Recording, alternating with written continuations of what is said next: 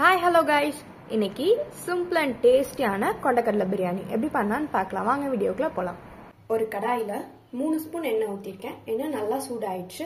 இப்போ இது கூட பட்டை, கிராம்பு, ஏலக்காய், கல்பாசி, கொஞ்சமா சோம்பு இது எல்லாத்தையும் நல்லா நுணுக்கி வச்சிருக்கேன். இது கூட சேர்த்துக்கலாம்.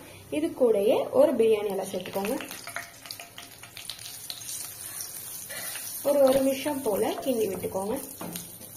கருகிராம பாத்துக்கோங்க. இப்ப இது கூட 2 பெரிய வெங்காயத்தை நல்லா நைஸா வெட்டி வச்சிருக்கேன். இது கூட சேர்த்துக்கலாம். நல்லா வதக்கி விட்டுக்கோம்.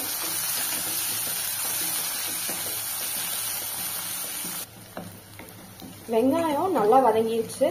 இப்ப இது கூட ஒரு தக்காளிய நறுக்கி வச்சிருக்கேன்.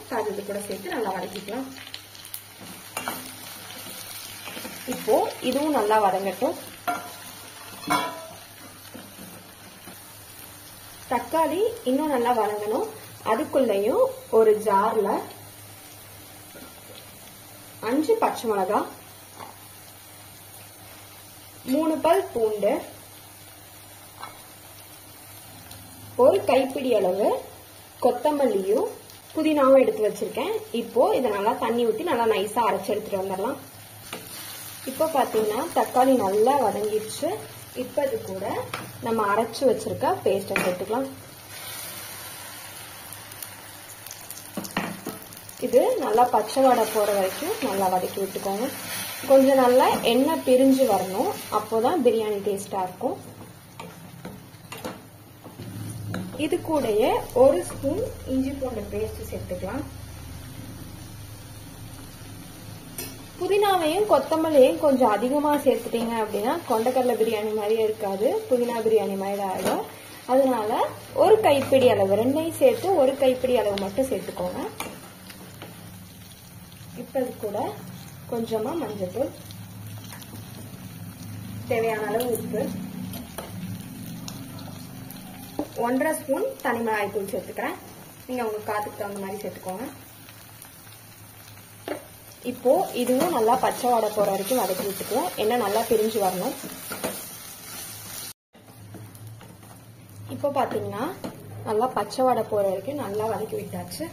இப்ப இது கூட 1 கப் கொண்டக்கடலையை ஒரு 8 மணி நேரம் போல ஊற வச்சுக்கோங்க. ஊற வச்சுட்டு ஒரு 2-3 விசில் வச்சு எடுத்துக்கோங்க. இது கூடயே உப்பு போட்டு அவிச்சுக்கோங்க. இப்போ நம்ம இதை சேர்த்து ஒரு 5 நிமிஷம் போல வதக்கி விட்டுக்குவோம். இப்போ ஒரு 5 நிமிஷம் போல நல்லா வதக்கி விட்டாச்சு. நான் 1.25 வழக்கு அரிசி எடுத்திருக்கேன். ஒரு வழக்குக்கு 2 டம்ளர் தண்ணி சேர்க்கணும். அப்போ நம்ம 2.5 டம்ளர் தண்ணி சேர்த்துக்கலாம். ஜாரை அலசிட்டு ஊத்திருக்கேன். இதுல 1 டம்ளர் அளந்து அலசினேன். இப்போ இது கூட இன்னும் ஒரு 1.25 டம்ளர் தண்ணி சேர்த்துக்கலாம்.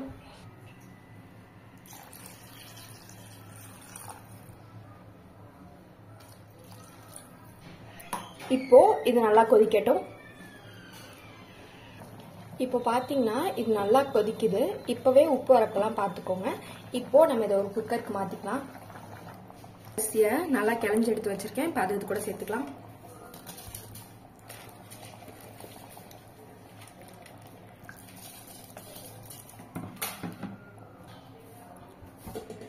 இப்போ இதை நம்ம தம் போட்டுக்கலாம். தம் போட்டீங்க அப்படின்னா 20 மினிட்ஸ் சிம்ல வச்சுட்டு ஆஃப் பண்ணிக்கோங்க.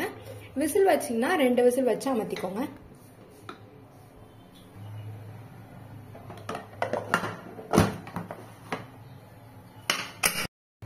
இப்போ பாத்தீங்கன்னா 20 மினிட்ஸ் ஆயிடுச்சு. நம்ம ஓபன் பண்ணி பார்க்கலாம்.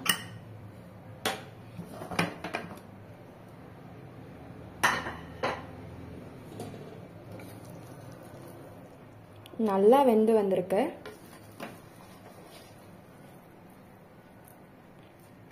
ஃபைனலி நம்மளோட சிம்பிள் அண்ட் டேஸ்டியான கொண்டக்கடலை பிரியாணி ரெடி. இந்த வீடியோ பிடிச்சிருந்துச்சுன்னா லைக் பண்ணுங்க, கமெண்ட் பண்ணுங்க, ஷேர் பண்ணுங்க. மறக்காம நம்ம சேனலை சப்ஸ்கிரைப் பண்ணுங்க.